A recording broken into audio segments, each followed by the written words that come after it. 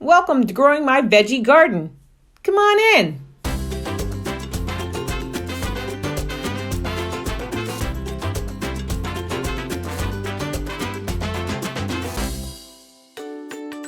Growing our veggie garden has many benefits. For example, growing our own veggies is healthier and cheaper. It helps us emotionally because it boosts our mood and releases stress. In other words, it makes us happy. And when it comes to our physical health, gardening helps us because it lowers blood pressure and burns a lot of calories. That's a good thing. But many of us do not have a backyard to grow a veggie garden. Is there a way we can build a garden without a backyard? Community gardens is one of the answers to this question. We decided to join a community garden in our neighborhood and share it with you. The first thing we did was to visit the community garden and see if we liked the place.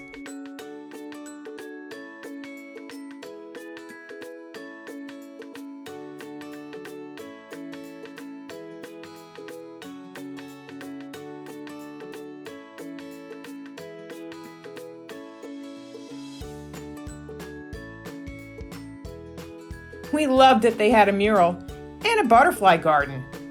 As for the garden beds, they had two choices. Number one is tables, where you don't plant on the ground, but on a raised bed that looks like a table. The second choice is beds on the ground. What were the pros and cons of our choices? Raised beds or tables are great if you have back or knee problems and cannot do any bending or kneeling. The disadvantage is they cannot handle big-sized bushes because they are only up to 6 inches deep, so there is no space for plants with big roots.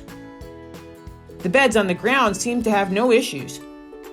We wanted to have a bed that would be deep enough to plant bushes like roselle and bronze fennel, so we chose a bed on the ground. We gathered our seeds and our ginger plant and decided to start our veggie garden.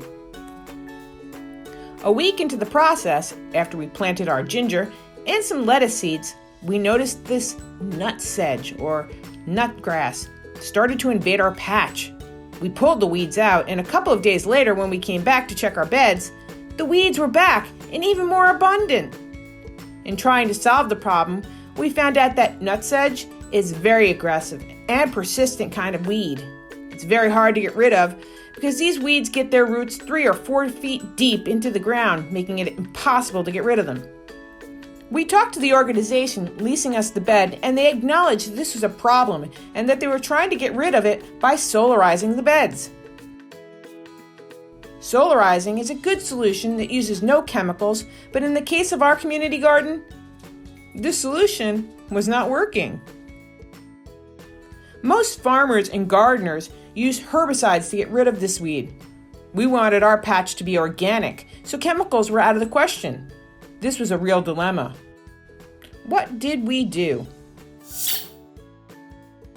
We are dying to tell you what we did to solve the nut sedge issue, and we will tell you in our next video how we solved the weed problem.